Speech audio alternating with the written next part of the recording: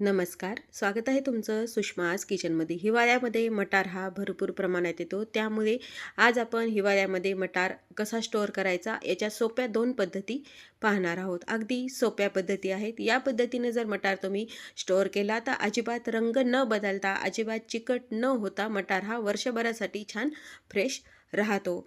कोणतीही रेसिपी बनवण्यासाठी घरच्या घरी आपण या पद्धतीनं स्टोअर केलेला मटार म्हणजेच फ्रोझन मटार वापरू शकतो।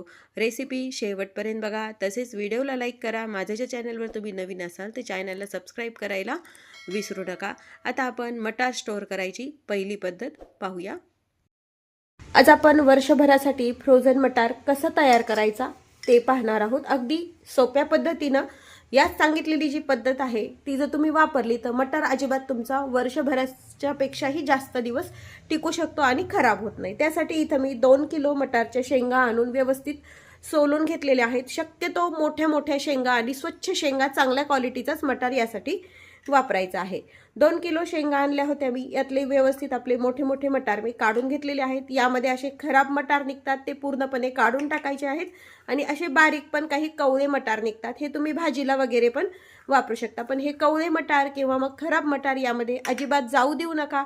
जर मटार यामध्ये गेले तर तुमचा मटार वर्षभर अजिबात टिकत नाही आणि चिकटपणा येतो आणि मटार हा खराब येतो। आता हे 2 किलो मटारचे शेंगा मी सोलून घेतलेले आहेत।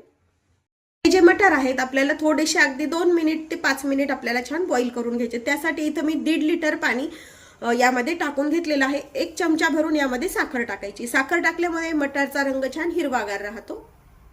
पाण्याला छान उकळी येते आपल्या। व्यवस्थित उकळल्यानंतरच मटार यामध्ये टाकून घ्यायचे, म्हणजे अगदी 5 मिनिट जरी मटार यामध्ये राहिले तरी व्यवस्थित छान वाफवले जातात। आता यामध्ये जे आपले मटार आहेत ते आपण टाकून घ्यायचे। तर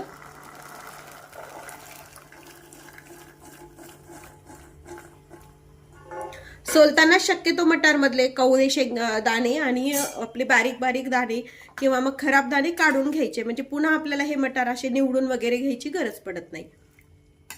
मटार टाकल्यानंतर एक व्यवस्थित उकळी येऊ द्यायची आपल्याला। याला फार ओव्हरही कुक करायचे नाहीत आणि एकदम कमी पण शिजून घ्यायचे नाहीत। सुरुवातीला आपण मटार टाकल्या पूर्णपणे मटार हे खाली बसले होते। या पद्धतीने असे छान वरती मटार येतात आपले, छान वाफवल्या गेल्यानंतर 2 ते 3 मिनिटांनी। इथे मी मटार शिजून घेते आणि इथे मी दुसरीकडे अगदी थंड पाणी फ्रीज मधलं काढून घेतलेलं आहे दुसऱ्या भांड्यामध्ये। आता हा जो मटार आहे आपला व्यवस्थित छान पूर्णपणे वरती आलेला आहे। आता आपण गॅस बंद करून घ्यायचा आहे आणि हा जो मटार आहे ना पूर्णपणे गरम पाणी यातलं निथळून घ्यायचंय आणि डायरेक्ट आपण दुसरीकडे जे थंड पाणी घेतलेलं आहे ना यामध्ये हे टाकून घ्यायचंय। तुम्ही बर्फाचे क्यूब पण टाकू शकता किंवा मग अगदी फ्रीज मध्ये केलेलं थंड पाणी पण यामध्ये वापरू शकता। म्हणजे काय होतं, मटारची जी प्रोसेस असते ना शिजायची ती बंद होते आणि मटार व्यवस्थित आपला छान थंड पाण्यामध्ये कलर पण छान येतो आणि मटार ओव्हरकुक होत नाही। त्यामुळे असं थंड पाण्यामध्ये हे टाकून घ्यायचंय आपल्याला। आता हे सर्व मटार आपण तसेच थंड पाण्यामध्ये टाकून घेऊया। थंड पाण्यामध्ये टाकून घेतलेला मटार आहे ना थोडासा आपल्या हाताने खालीवरी करून घ्या। पाहू शकता तुम्ही मटारचा कलर पण किती छान आलेला आहे आणि वर्षभर हा मटारचा कलर अजिबात बदलत नाही या पद्धतीने केल्यानंतर।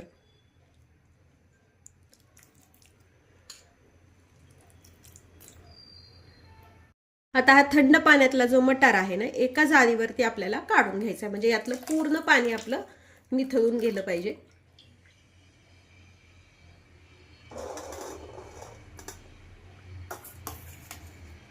हा सर्व मटार ह्या जाळीवरती आपण काढून घेऊया।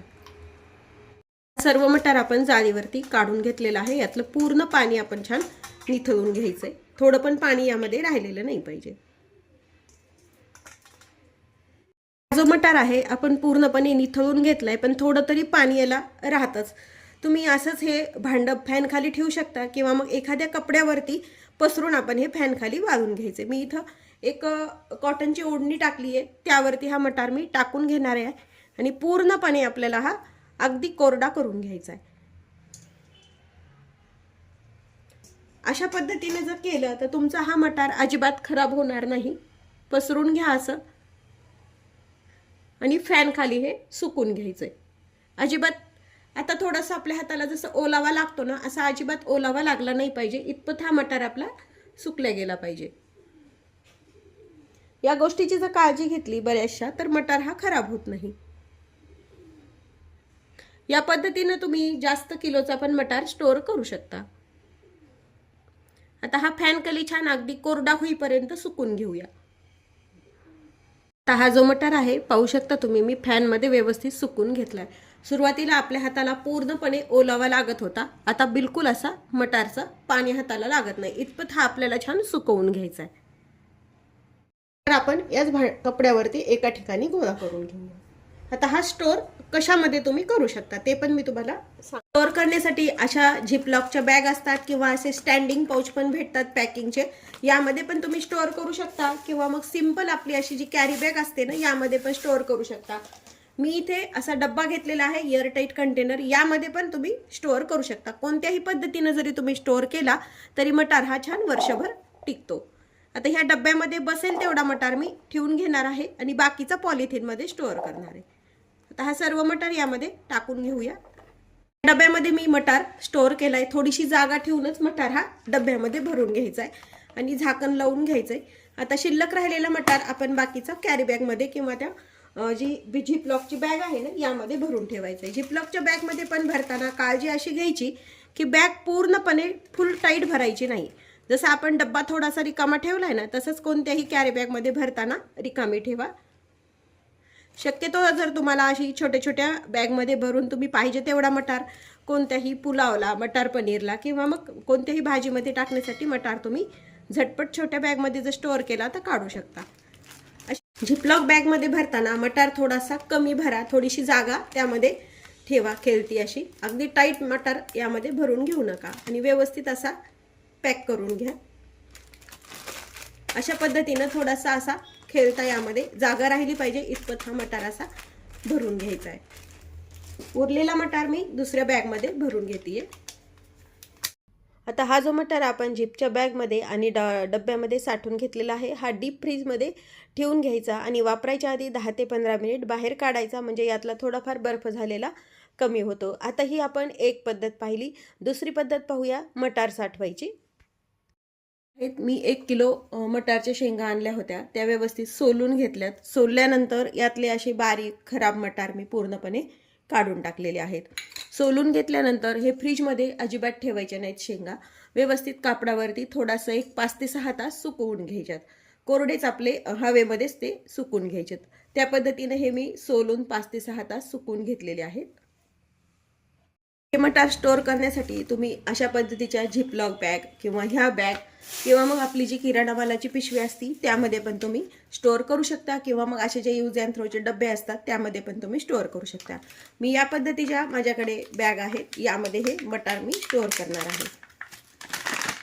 हे मटार मी न उकडता याच पद्धतीने अगदी वर्षभरासाठी पण छान राहतात. आता हे जे मटार आहेत या बॅग मध्ये आपण भरून घ्यायचे. तर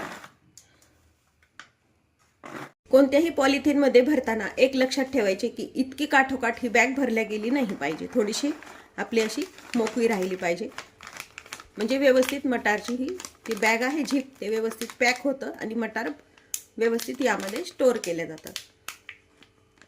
पूर्णपणे जास्त पॅक अशी बॅग कोणतीही असो ती भरून घ्यायची नाही. या पद्धतीने आपण या बॅग भरून घ्यायच्या आहेत.